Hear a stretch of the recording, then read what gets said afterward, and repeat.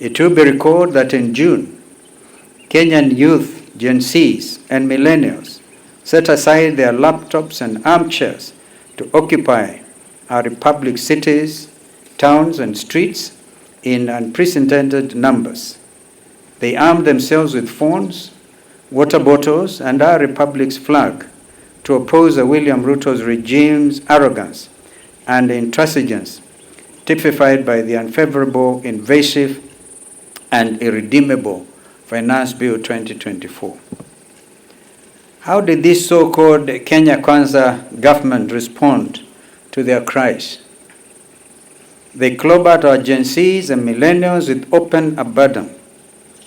They unleashed torrents of tear gas canisters into unarmed crowds of peaceful protesters. Shockingly, they fired indiscriminately live bullets into the crowd of non-violent demonstrators, killing one too many of our law-abiding youth and injuring far too many. Kenyans who remember the first to fall was Rex Masai. Up to date, not one security agent has been charged with these heinous and illegal atrocities against humanity. And in the case of Rex Masai, you'll have noticed an attempt at an inquest.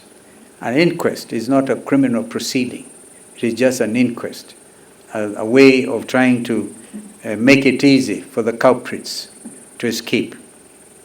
To compound this brazen criminality, the Ruto regime embarked with shocking familiarity the practice of abducting our youth just because they expressed their opinion, drew pictures, created artwork widely shared on social media that Mr. Ruto did not like. This terrible practice of abduction by hooded brutes is reminiscent of the dreaded Adolf Hitler's Nazi militias. Up to date, and given that none of these balaclava-wearing gangsters captured clearly on CCTV have been arrested, there can only be one conclusion. They received the instructions directly from State House Nairobi. Let us not pretend about this.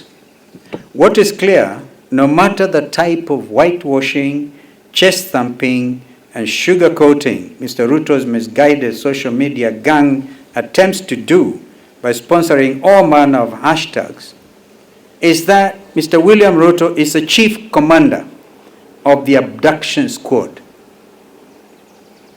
We demand that all 82 youth who have been abducted in the last 3 months be released and returned to their families immediately. Some have actually been abducted as recently as yesterday.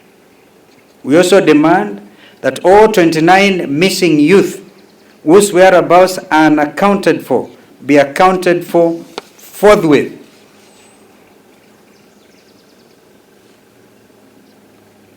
If any of them will have been killed,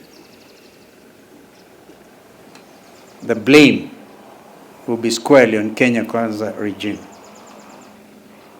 We also call on our international partners to note these serious crimes against humanity being perpetuated by Kenya Kwanza regime and to add their voice of condemnation.